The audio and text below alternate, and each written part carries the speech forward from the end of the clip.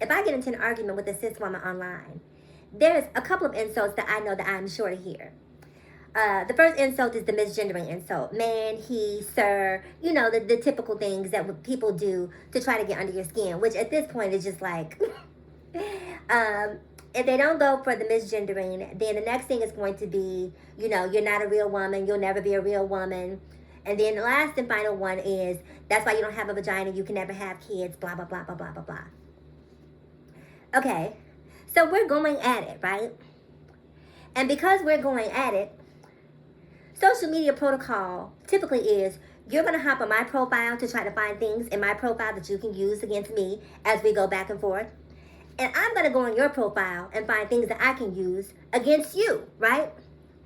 And if you're coming over here challenging my femininity with misgendering and you'll never be a woman, and I hop in your profile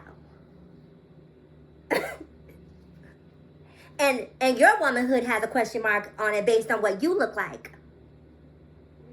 And then all of a sudden, because we're having a back and forth, it's verbal warfare at this point. I'm telling you, girl, I don't give a damn about the fact that I was born transgender. You can't stand next to me when it comes to what I look like. Now, all of a sudden, because I had a problem with this one person who was attacking me unprovoked, and I'm using the tools in my arsenal to punch back, because what I'm not going to do is sit here and let you punch me in the face and do whatever you want to do to me and say whatever you want to say to me and not do anything retaliatory. I'm not built that way. But now, because I called you out because you look like a brick with lashes, now all of a sudden, I'm being misogynistic as a trans woman. The fact that you attacked me first, the fact that you misgendered me first, the fact that you told me that I'll never have a vagina, that I'm a man, and all of these things, all of a sudden, all of that is superseded by the fact that I called you out because you are unattractive and I happen to be attractive in spite of being trans. You're challenging my womanhood, but I don't get to challenge yours? You're challenging mine based on biology. I can't challenge yours based on beauty? We're going back and forth. And like I said, most of these altercations, I can't say all of them. I know for me personally, if you go into the comments and you see me commenting under a black woman's post, it is me saying something positive. I don't even have to say most, right? If you see me, because I'm a black woman. When I walk out my front door into society, when I take off this mask, in real life, I'm a black woman.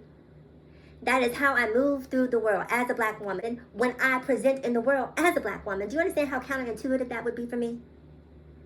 How illogical that would be for me? The level of cognitive dissonance that would have to exist within me to disparage black women while presenting as a black woman? That would make absolutely no sense. But if we're in a fight and you're trying to dig into me, I'm digging back into you. And I'm sorry, and I know some people will be offended by what I say, but I've said it once, I've said it 1,000 times. Typically, when I have issues with cis women online, normally they are not the most attractive. And you're trying to hit and punch below the belt to make me feel inadequate as a human being, inadequate as a woman by calling me he's and hims and sirs, and you'll never have a vagina. But then when I look at you and talk about your acne, how unattractive you are, how you're misshaped, and all of these things, that's a problem. There is no competition between trans women and cis women. I can say for me personally, when it comes to men, I'm only interested in men who are interested in trans women. Now, based on what I see online, you guys don't want to have anything to do with men who are interested in trans women. Some of you say you don't want to have anything to do with men that are interested in trans women until you see us with an attractive man. And then, and again, having this conversation requires honesty, right? Because you can say all day long, I don't care, I don't bother, I'm not bothered, he's gay, he's this, he's that. But if you see a trans woman, especially with an attractive black man like my man, who's 6'4", collegiate athlete, graduated from an HBCU, intelligent, and you see me with that as a trans woman, and you are, you know, a woman who has, you know, a baby daddy who doesn't show up, who doesn't pick up his kids, doesn't take care of his kids. Because a lot of you guys feel like trans women aren't lovable, that we don't, that we're not loved out loud in public. I'm a trophy. I'm a trophy. And I'm going to tell you, as a black trans woman, I have 3 settings. You can love me, you can spoil me, or you can leave me alone. You can either love me, you can either spoil me, or you can leave me alone. That's how I deal with men. I'm not competing with anyone because no one can compete with me. There's only one of me. Okay? Y'all better be glad it's only one. But anyways, I just had to come and say that because we keep hearing this conversation about competition, but no one wants to break down the anatomy of the crime and talk about why some of these conversations are happening when it comes to challenging a cis woman's looks, when cis women are very often attacking trans women unprovoked. Let me tell y'all something. I'm going to say this one last thing, and I'm going to get out of here. And I know you guys will make every excuse in the book about why it's okay. As a black trans woman, I don't even watch Amoy. I don't have any issue with Amoy. But Amoy is on my timeline non-stop. From sunup to sundown, an Amoy video is on my feed. And it's black women going over to Amoy's page, plagiarizing his content, putting it up on their channel, and capitalizing off of it. It's black women going underneath the comments of Amoy, who is problematic in his own right, but at the same time, while Amoy may be problematic, these black women have every ability to push block, to not watch it, to scroll past it, but they don't. They engage. They go in the comments, they talk about his relationship, they talk about James, they go back and forth over and over in this loop with Amoy. They enjoy the mess. And those same women who like to keep up the mess with Amoy will come underneath my page. Because I'm going to tell you guys a little secret.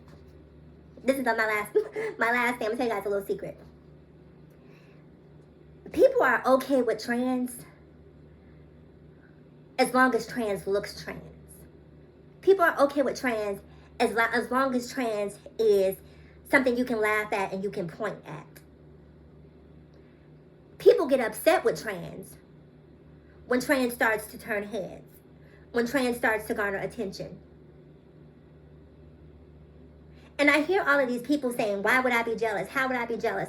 I posted a video on my channel of a black trans woman walking through the airport, and there's a black woman following behind her with a camera, recording her as she goes through the airport. The trans woman wasn't bothering her, wasn't saying anything to her.